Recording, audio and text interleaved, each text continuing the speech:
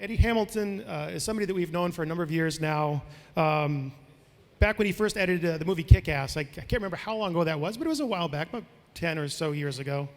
And one of the amazing things about Eddie is just how clearly his enthusiasm and his love for editing comes through in his presentations and how he talks about his craft. And with Mission Impossible Fallout literally premiering tomorrow in Paris, we thought what a great opportunity for us to have Eddie with us here in Berlin the day before to talk to you about his work on Mission Impossible. Please welcome to the stage our dear friend Eddie Hamilton. Hello, everyone. Hello, hello, hello, hello. Amazing stuff. Eddie, take a seat here for a second. Sure thing. Let's get caught up. Thank you for inviting me, Avid. It's a pleasure to be here in your city and to be talking to you all. Thank you very much. We got a lot to cover with Mission Impossible, such a big film. But before we get into that, I think maybe we should start at the beginning and just talk about how you really got your start in the business and what were the early stages of getting to this point where you're cutting a film like Impossible. So I became obsessed with films about the age of 8. I'm one of the Star Wars generation, so I was never really taken to the movie theater by my parents much, but I did see a lot of movies on TV, and I remember watching Star Wars in 1980. It was on TV, and I was 8 years old, and I remember seeing people's names in the credits at the end and thinking, wow, people must actually make these films. So from the age of 8, I became obsessed with films. I watched as many films as I could. I read books. I listened to film soundtracks. I watched any TV show that was about the making of films. And then around the age of 17, I hooked 2 VHS machines up, and I discovered that hours would fly by in the creative process. And it was really the combination of storytelling and technology for me that appealed to my sensibility, and I didn't mind sitting alone for hours, in a dark room, focusing on the details of every edit and the broader canvas of the film. And I actually spent the last couple of years of school and all my time at university, where I studied psychology of all things, but making student films and student TV. And then after that, I got a job as a runner in a post-production facility. And that was in late 1994. And Avid Media Composer was just starting then. So I've been using Media Composer for about 24 years. But I started making tea and getting sandwiches, but I worked my way up and I taught myself how to use every piece of equipment in the facility, and then learned how to use Media Composer and actually cut my teeth editing sports news programs under enormously tight deadlines. And it was when the first online Media Composers came out, using AVR 75 and AVR 77, but it was exciting to be part of that kind of birth of the online era. And then, but I was really hungry to work in films, so then I quit that job and got a job editing a very low-budget movie. I did 3 films pretty much for free, and I paid the bills by editing promos for the Paramount Comedy Channel in the evenings and the odd days during the week. And then slowly, the budget levels increased, and as I get to meet more people and work with more people, I managed to meet Matthew Vaughn in 2001, and he's been a key collaborator of mine over the years, on Kick-Ass and X-Men First Class and on Kingsman. But it's been a dream of mine to work on these kinds of movies since a very young age. And I've had a single-minded determination to try and climb up the ladder of the industry and get there. And so after 20 years, it was about when I got the phone call to do the last Mission Impossible Rogue Nation, and had an enormously rewarding collaboration with Christopher Mccrory, the writer-director, and he was back for Mission Impossible Fallout, and so he invited me back on this film. So that's how it came about. So it's been a long journey, and I'm now 46. So it's been a very long time since I was 8 to now.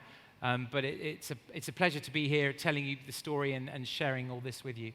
So learning these tools, getting access to these tools is please. You won them over already, Eddie. We could just leave now. Today, Media Composer, there's versions of it for free. Yes. Or even the retail version is just like $20 US a month. Yes. But back when you started, it was prohibitive. It was Yes. very expensive, and Yes. getting access, just even getting on the system was very difficult for Yes. somebody starting out.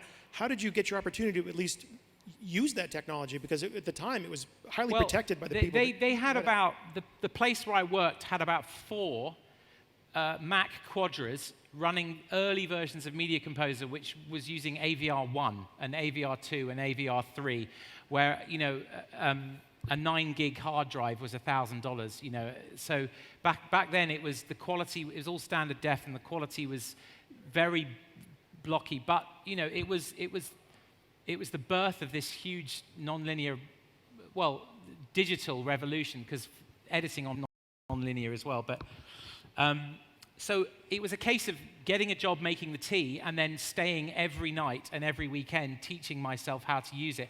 There was a manual that was in a ring binder with like 600 pages.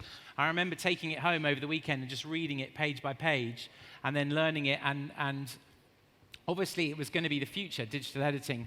And then I just stayed late every night teaching myself. I would bring in footage that I'd filmed of my friends on holiday, and I would make little holiday videos. Sometimes I would take a week off, and I would say to them, can I sit in an edit suite for a week and just make a video for fun? And the suite wasn't booked for a client, so they said sure. So it was just a case of being super focused and keen and wanting to learn, and they had the gear there. And then, when they released the software-only version, I got a copy for my laptop, and it kind of grew from there. And now Media Composer First is there for everybody who wants to use it. So it's great. I think people would naturally assume that to break into the business requires just really long hours and a lot of dedication and a lot of just commitment to getting in. But I think what might surprise some people is that never really stops. Even once you're, quote unquote, at the top, you're still working incredibly long hours. You're still having to learn and train and just stay sharp on everything you do. Yeah. I'm a real nerd, okay, proper nerd. So I love computers, I love technology, I love films, and I love storytelling. And I'm constantly trying to figure out ways to work faster and more efficiently, because the amount of creativity you have to cram into each day on a movie like this is considerable. And I start early in the morning, and I can finish quite late at night some days. And when there's a director sat there, or when Tom Cruise is sat there on the sofa, you have to make magic happen in seconds in front of their eyes. And so any way that I can work more efficiently, or that Avid can enhance Media Composer to reduce the key presses or the mouse clicks. If any of you out there are editors, I'm sure there are people out there, that saving precious seconds with mouse clicks or key presses or whatever is something which over the course of 15 months editing a movie adds up to a lot of time saved. And there's a lot of things that Avid have incorporated, like muting clips on the timeline, amazing trim tools, repitching audio when you're scrubbing at high speed. All that kind of stuff really makes you work much more efficiently and much faster. And it's great that there are updates to Media Composer almost every 2 months now with new features that we're requesting. So I'm constantly working with my assistants to try and improve our best practice of our workflow. And if anyone hears of a better way of doing something, after 20 years I've got a way that works well for me, but I really want to hear the latest ideas that anyone else has got to try and be the best in the world. I really strive every day to think, I pinch myself that I'm lucky enough to be going to a film studio working on Mission Impossible. I never take that for granted, and I know how fortunate I am to have reached this stage of my career. But I still strive. My ambition is to be one of the best in the world at what I do, and you never stop trying to improve and improve your skills. I've got sound mixing skills, I've got visual effects skills, I've got color correction skills, I've got editorial skills, but it can always be better. You can always be better. So I'm constantly trying to improve, like you say, it never stops. So all those efficiencies, those saved keystrokes, everything that you can do to make Media Composer work a little faster, that's all important for any kind of project. When you look at a project like Mission Impossible Fallout, where how many hours of footage were shot for that film? We had about 300 hours, I think, give or take, maybe a little bit more than that, but approximately 300 hours of footage, yeah. So for a project like that, it's absolutely crucial to have those kind of efficiencies. Yeah. I know that there are certain scenes or sections, if you want to call them that, within Mission Impossible that are almost like little mini movies unto themselves. These stunt sequences that happen. Do you have any you want to share with us or talk us through? Like, this is just a glimpse into how we put together this part of Fallout. You mean a specific moment from the film? Yeah. Yeah. We filmed in Paris. We filmed in New Zealand. We filmed in London for a large part of it. We filmed in Abu Dhabi, in the United Arab Emirates, and we filmed in Norway.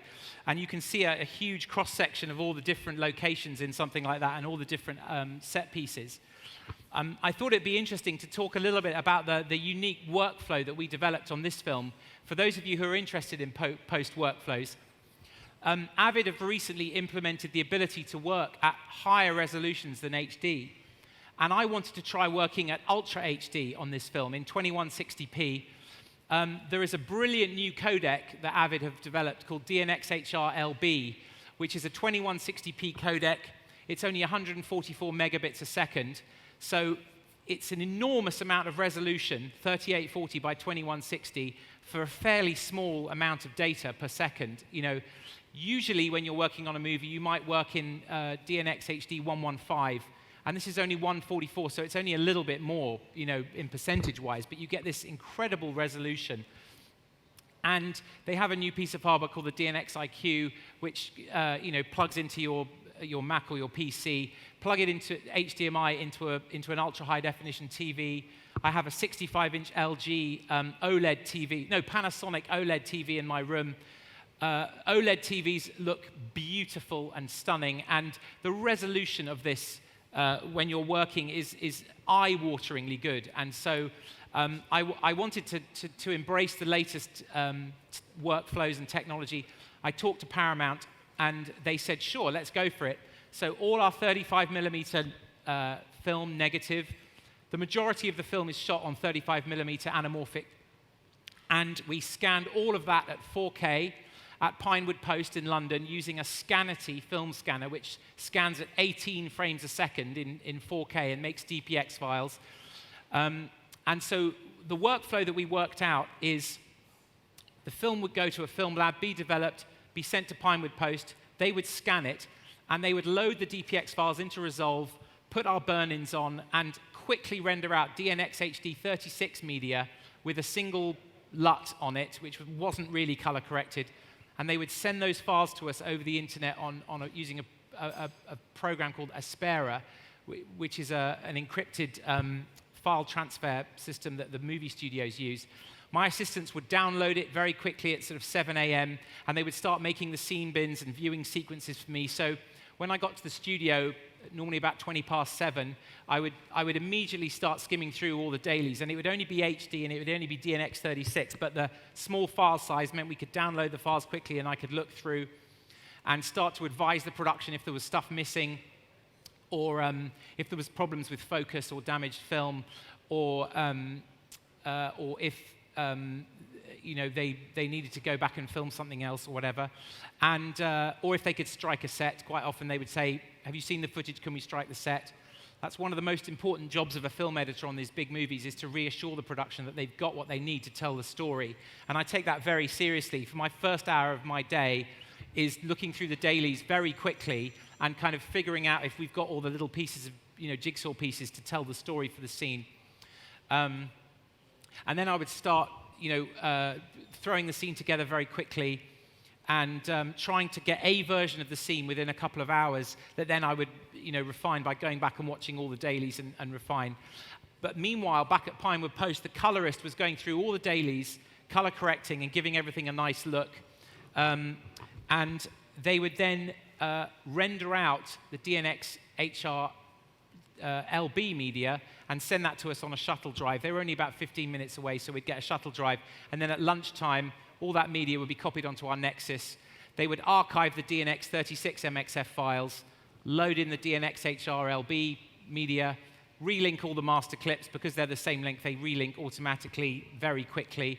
Press refresh sequence on any sequences that I'd worked on, so all the media popped up at Ultra HD. And then I would start to work on it.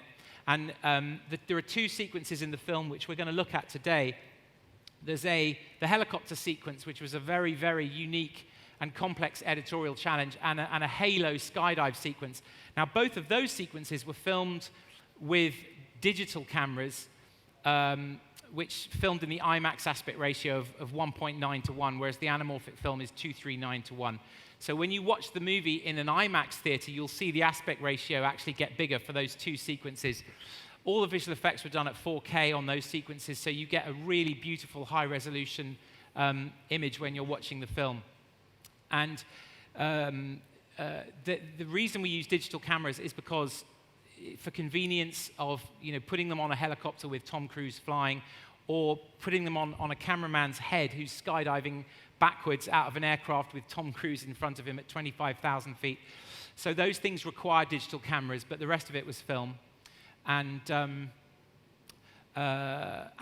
digital files would be sent to Pinewood Post, archived onto LTO tapes along with, as well as the DPX files, and then the same kind of thing would happen. They would send us DNX36, but whether it was film or whether it was digital, it was the same workflow. So that's what we did over the process of filming. So forgive me if I missed this one point, but you said you had 300 hours of footage Yes. essentially for the film. How much storage did you have to use to maintain that, and how did you share out everything amongst your team? Okay, so we had a 48 terabyte Nexus, which started as a 24 terabytes, and we kind of built it up to 48. What was the question? How does it distribute among my team? Yeah, so who was connected? How do you share out the media, and what roles does everybody play? Okay, well, we're all connected, obviously, to it. I have a fairly large team working with me. I'll show you a photograph of the team later. In fact, let me just bring them up, and I can introduce them all to you now. So this is the team of people who work with me on the film. Starting on the left, Chris Hunter, the VFX editor. Hang on, I've got a little laser pointer here, which I'm going to grab. Chris Hunter was the 3D editor, and then Benjamin Mills was the lead VFX editor. That's Riccardo Bacigalupo, my first assistant. That's me. That's Tom Coop, my other first assistant. Robbie Gibbon, who is another VFX editor. In the front, Ryan Axe, he's my second assistant. Chris Frith, he's my second assistant as well. Hannah Leckie, who is my trainee. Cecile Tornasak, who was the extraordinary music editor on the film, and then Nicola Ford, who was our post coordinator on the film. So that's kind of everybody. Everyone apart from Nicola had access to the Nexus. The first assistants would be in charge of most of the media management, and then a lot of the making the scene bins and the group clips and all that stuff. And I also have my assistants break down all the dialogue scenes. They make complex line string sequences. So I have every single line of a scene laid out on a timeline with all the wides and all the mediums, all the overs and all the tights, so we can audition line readings. It's like a manual version of phrase find or script sync, but a lot of these scenes have kind of extra lines of dialogue that aren't in the script, so I don't use this sort of script integration. But it means that I can easily audition all the different takes for a line for the director. And obviously, when you're working on a film with such a tight deadline, making creative progress very quickly is what's crucially important to getting the film ready for screening. So that was how that worked. And our Nexus was backed up twice a day. I had 3 20-terabyte G-RAID drives, and all the partitions were backed up there. And then I also had an individual G-Speed Q, which was 32 terabytes, and then a couple of other 4-terabyte drives. And that would fit in one Peli case. These systems are updated twice a day. The 3 20-terabyte drives are sent to Paramount at the end for archiving. And this G-Speed RAID, which I'll show you a photo of later, but that would travel with me around the world whenever I needed to go and work on my laptop, wherever the director needed me to go. So that at any point, I had the ability to kind of walk through to the assistant's room, grab this hard drive, and disappear off and work remotely with the director. And of course, because Avid's media management is so bulletproof, it meant that I can take this drive, plug it into my laptop, and everything pops up immediately and is online within, as soon as you boot the software up. And it's terrific. And it's reliable, which we have hardly any downtime on these films because we're relying on the Media Composer infrastructure to work its magic for us. Well, I think it's a testament to you, Eddie, that all these people in this picture are smiling after a year of working with you. So yeah. that's very encouraging. Yeah, okay. So again, your history is rich with big action movies. Yeah. What is it about that genre that is so appealing to you? Okay, so this isn't actually just an action movie. That's one thing which, people may think it's an action movie, but actually it's about the characters, it's about their relationships, and it's about the adventure that they go on. And the action means nothing unless you care about the characters and you understand the stakes of the action. And there's great character beats, there's humor, there's suspense, and there's action. And there's exposition, so there's dialogue scenes as well, which are, where the team explain what they've got to do. Mission Impossible films are split into kind of 3 chunks. You have exposition or setup, then you have suspense, where you see the scene play out and things go wrong, and then you have a blast of action at the end where all the things that have gone wrong and kind of play out on a grand scale, and the team have to race to kind of fix, or they have to chase after the villain or something. So it's not, these movies aren't just action movies. I get to use all of my emotional energy on crafting each individual type of scene in order to make a film which engages you from the very beginning and takes you on a great journey and gives you the range of emotions and kind of experiences that you love when you watch these kinds of movies. We take it very seriously, and we work incredibly hard every day with your happiness as an audience in mind. We understand the legacy of these movies, and we understand what people love about them, and we really strive every day for 14 months to not disappoint you, And the early indications are that the film has been received very well, so I'm very excited for you all to see it. So the other reason that I love working on these movies is that you get to collaborate with the very best people in the world, and I've dreamed of doing this since I was 8 years old. So you get to work with the best director of photography, the best screenwriters, the best composers, the best costume designers, production designers, visual effects artists, hair and makeup artists, script supervisors, and actors, the best directors. Chris Mccrory is an extraordinarily talented storyteller. He loves directing, he loves editing, he understands the power of editing. He has a clear vision for the film, and it's my privilege to collaborate with him on a daily basis and bring his vision to life.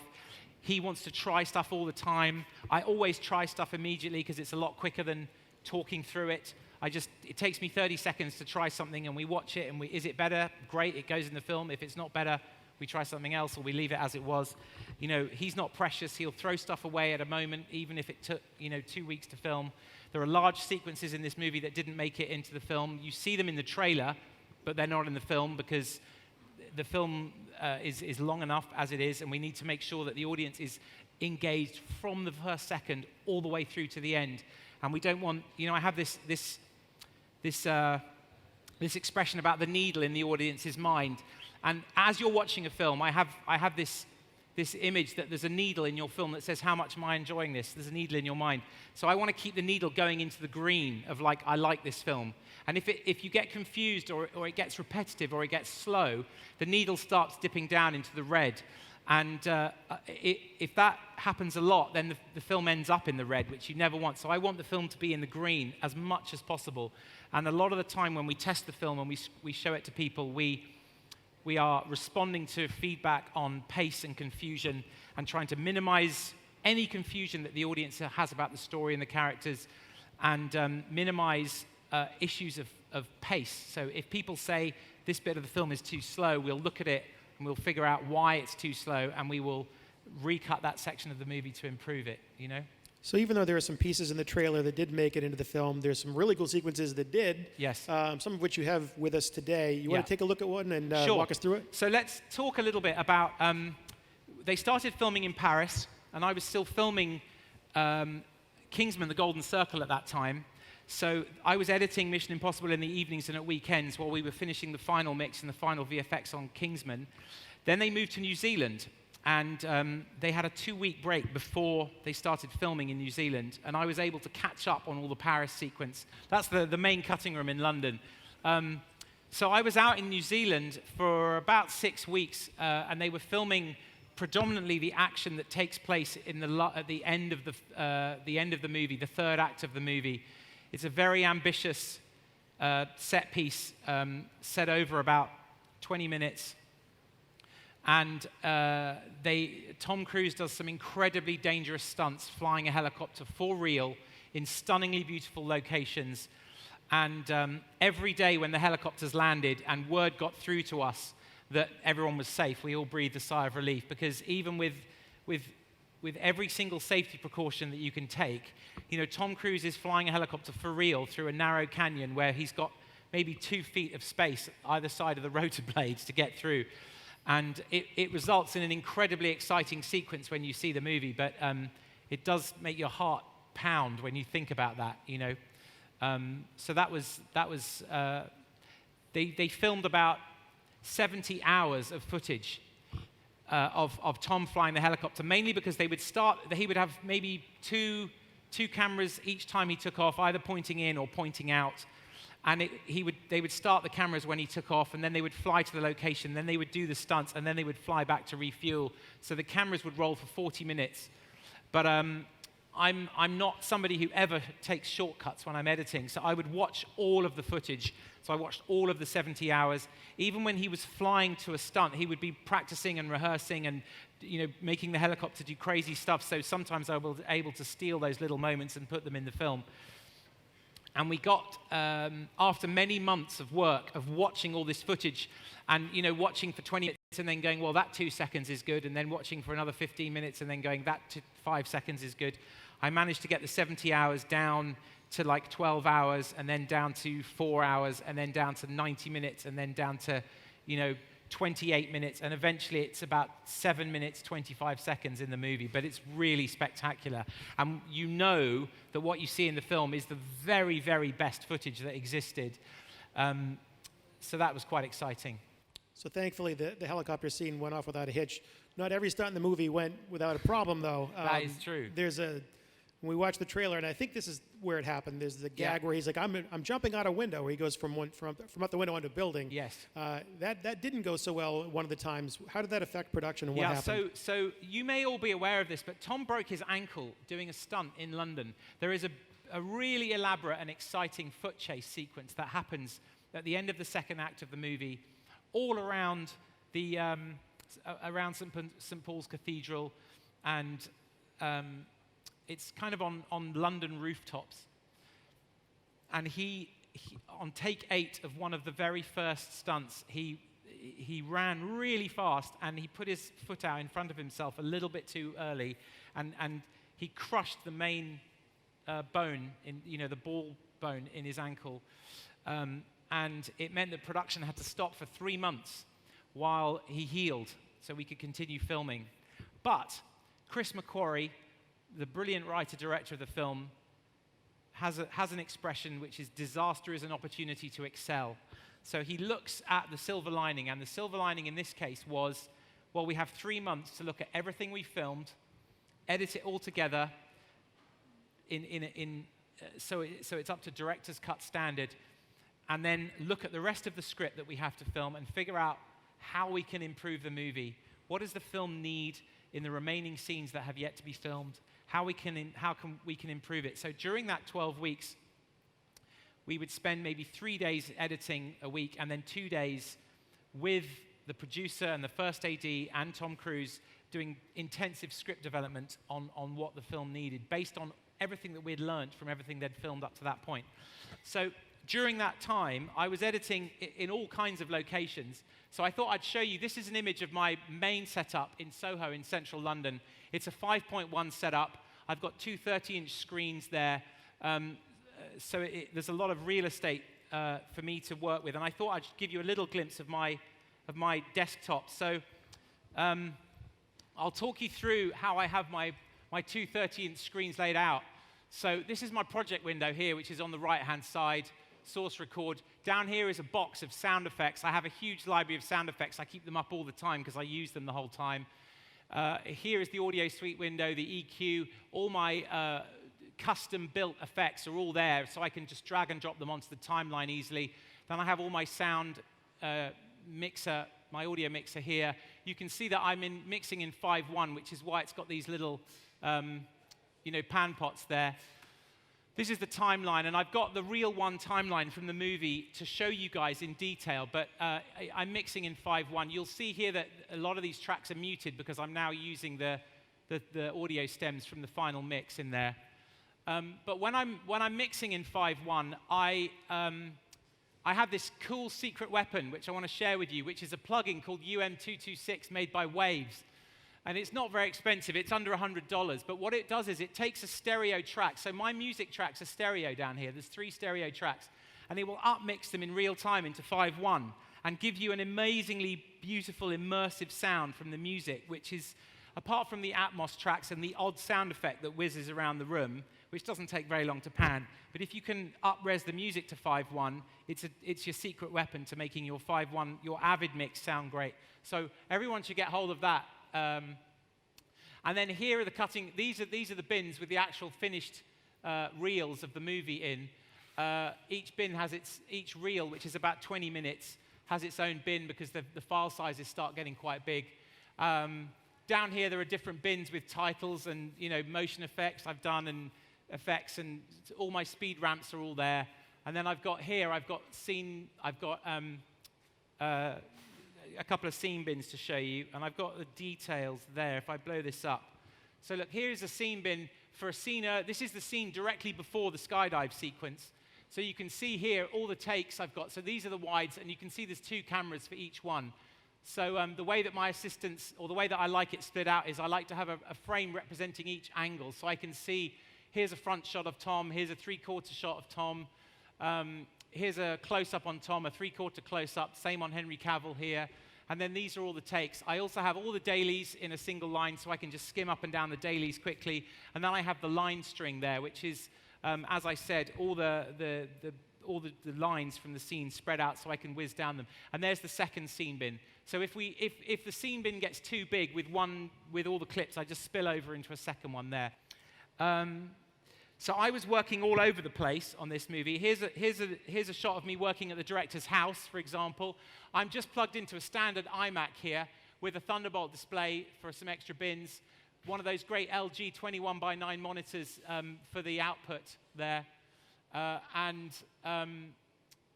So that's me at the director's house, which I did quite a bit. In this 12-week hiatus, I worked at the director's house, sometimes the whole week we would work there because it was just very calm and quiet. And my assistants would upload new media to me, and I would send them bins, and that's how we would collaborate. The other place I set up, actually, was in a New York hotel room. So I thought I'd show you. This was my portable setup that I took all over the world with me. I thought I'd show you how a glamorous Hollywood movie is edited in a New York hotel room. And you can see there, this is my laptop, which is just a regular Retina MacBook Pro. It's the same one I'm using here. So this was, and the director would sit there. I'd plug into a large plasma screen, and I worked in this New York hotel room for a week. I'm going to blow up this image a little bit so you can see a little bit more about the details here, and I'll talk you through some of the cool stuff. So there is the G Speed Q with the 32 terabytes of storage on, which I used a USB 3 connection into my laptop. And here's one cool thing, which some of you may be aware of, but if you have an iPad, you can use it as a secondary display on a Mac using a piece of software called Duet. It literally takes a Thunderbolt cable, a lightning cable, you plug it into the iPad, and it comes up literally as a secondary display. So I would use that alongside my laptop to have little bins displayed there. Here, for people who may have seen me talk before, I use a Razer Naga gaming mouse, which has buttons on the side. Here's a close-up of the mouse. There are shoulder buttons, and I have them programmed so that I can switch between, I can switch the waveforms on and off on the timeline, or I can switch into color correction mode. I've got, add, edit, space. So space to press play, enter for return, switching cameras on multi-cameras, switching into split screen mode, aligning stuff in the bin, all these kind of things I have selected there. And then there's 2 shoulder buttons here. One I have deselect all, and the other one I use for exporting. The wheel zooms in and out of the timeline, which is super cool. So that was how I was editing on location all over the world. But the last cool trick I want to show you is when I was working in the back of the car on the way to the studio, I would literally use an SD card for my media and my project. And this is the SD card here that I used. It's 512 gigs. And every day, my team would copy that day's footage onto this SD card. Now, when you copy footage on, it takes a while, but reading it off is super fast. It's 95 megabytes a second. So you can have up to, I would have sometimes multicams with 4 streams of Ultra HD running, and I'd be watching them sitting on my laptop in the back of a car, starting to edit, and I'd be running off an SD card. And it works completely flawlessly. So if you find yourself in a real scrape and you need to have some media all these are encrypted, by the way, so if I lose it, nobody can mount the drive, because obviously when you're working on a film like this, you have to have everything encrypted. But I thought that would be fun to show you. Eddie, do you have, as is always the case, we never have enough time for this stuff, and I want to make sure we get through. No, we're good, yeah. We're good? Do you have one more sequence I want to make sure we get through? Yes. So Tom eventually recovered, and we finished filming the London foot chase. We finished filming the dialogue scenes in London. Then we had the grand finale. We went to Abu Dhabi, and we filmed this incredibly dangerous skydiving sequence in the desert. Yeah, if you have a quick look there, you can see on the timeline, actually, that is a shot from the skydive. And you can see there, you see how quick cut, quick cut, quick cut, quick cut, long shot, quick cut, quick cut, quick cut, quick cut. That long shot is the single shot skydive sequence in the movie. It's an action sequence that takes over 3 minutes, and it's a single shot. And we only finished it last Tuesday. So the shot was finished, the visual effects on the shot were finished on Tuesday last week. So 8 days ago, 10:30 at night we finished. Then on Wednesday morning we color corrected the shot, made our final tweaks, and then it was sent around the world to make sure the IMAX version was done and all the different foreign language versions was done. And then on Monday we had myself and Chris, the director, watched the Dolby Vision version of the movie on Friday night for the first time. On Monday night we had our first press screening in Paris, so 2 nights ago, with French subtitles. Reaction was terrific, but I thought it would be fun to end by showing you this is the timeline for reel 1 of the movie. I'm going to blow up my here we go, so that you can see this. This is actually the whole of reel 1, and I'll quickly talk you through all the different tracks and what's going on here. So this represents there we go. This represents just like 19 minutes of the film. You can see I've got soloed here the 5.1 mix tracks. This is the stereo 5.1, the dialogue 5.1 stem, the effects 5.1 stem, the backgrounds, and then the music at the bottom. And I've unmuted all the other clips to show you.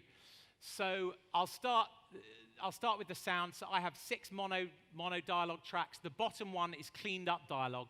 So all this stuff here is just cleaned up tracks from the stuff above. But I like to checkerboard my audio and use real-time audio dissolves to hide the little clicks and pops in the dialogue tracks.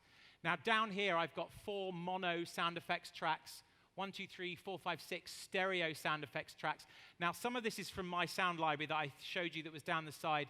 The rest of it is stems from the sound designers. Now, one thing we do on these movies is the moment I've assembled the scene, I send it off to the sound team, even before the director's seen it, and they start working on sounds for a fight scene or a car chase or a gun battle, and they send the stems back to me within a few days, so I have the actual finished sounds that will probably be in the movie on my timeline within a few days of the scene being edited. Therefore, the director can hear the sounds, can feed back straight away, and everyone working in the film, all the producers and Tom, they get used to hearing the sounds, so when we get into the final mix, there are no nasty surprises. And then down here, I've got the 3 stereo music tracks. Now, sometimes here, for example, there are 2 tracks running together. What I'll do is I will pick one that I like, and I'll mute the other one using the mute clip option. And it means that I can then have several live versions of a music cue going on, and the director can go, hey, play me the one that was there before, and I can just mute the track and then or unmute it. So that's the sound. And then above here, we've got picture tracks. Now, they're still working on the 3D version of the movie. So this is a snapshot of how the reel 1 looked on Friday when I exported this. So we've got basically original drama plates here. Tracks 2 and 3 are are clips that need extra work with respeeds or zoom-ins or something like that, then the dust busters are all here. So the film goes through a dust busting process. Any glitches in the film and little bits of dirt are cleaned up and sent back to us. And here are the finished visual effects shots here, all those green clips. Then this is an empty track, which is things that needs to go to the DI, but they've all gone to the DI, which is why they're all back.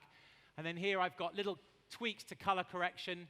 Then I've got any subtitles that are in the film that are literally subtitles to kind of where people are speaking different languages. We need to put English subtitles up.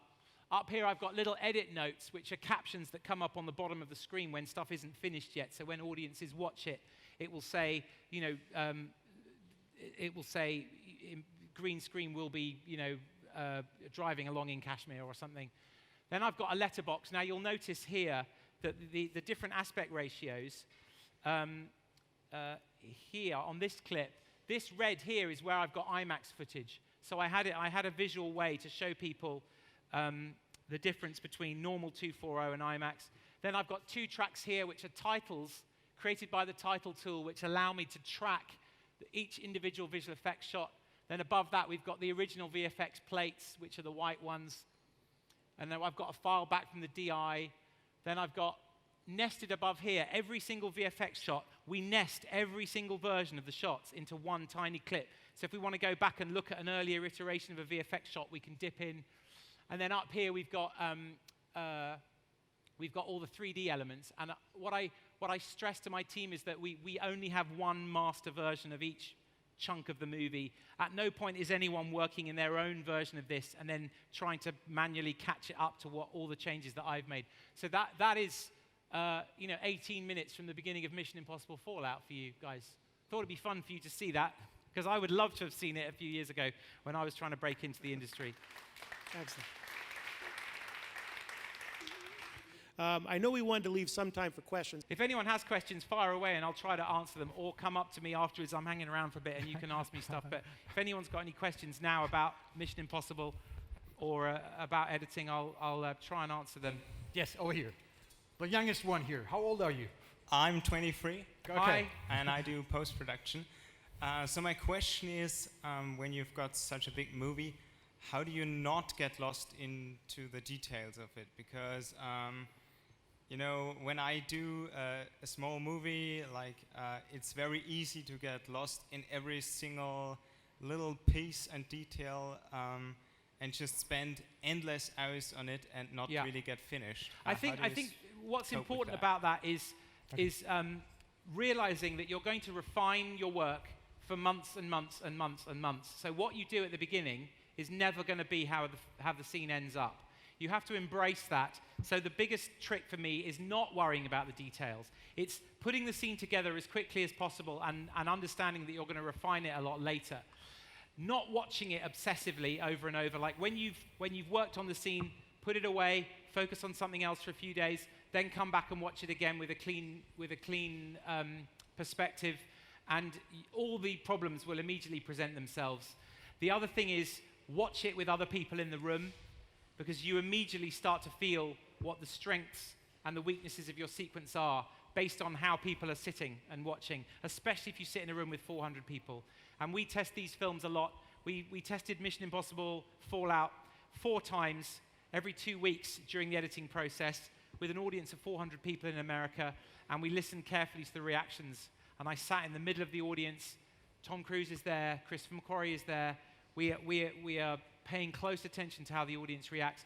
But the main answer to your question is don't worry about the details, because you're going to end up refining it so much that anything you think is done now, you'll look back on when you've done the whole movie and you'll realize it's totally changed for the better, to be part of the film as a whole, not just its own little scene, Go ahead. Actually, when is the music happening? You get the whole track? When is the music happening? Yeah. The score. So we had a composer called Lorne Balfe, very good question, who started work in September. Chris Mccrory, the director, does not like to use any temp score from other movies.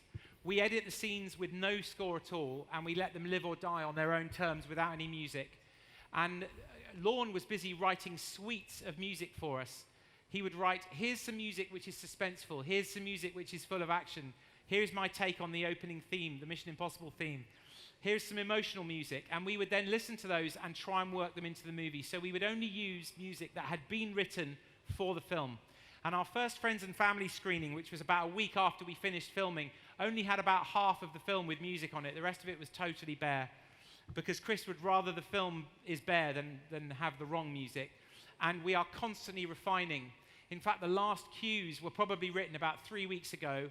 We wrote about 15 minutes of music at the end where we decided that we needed something slightly different than what was in the film.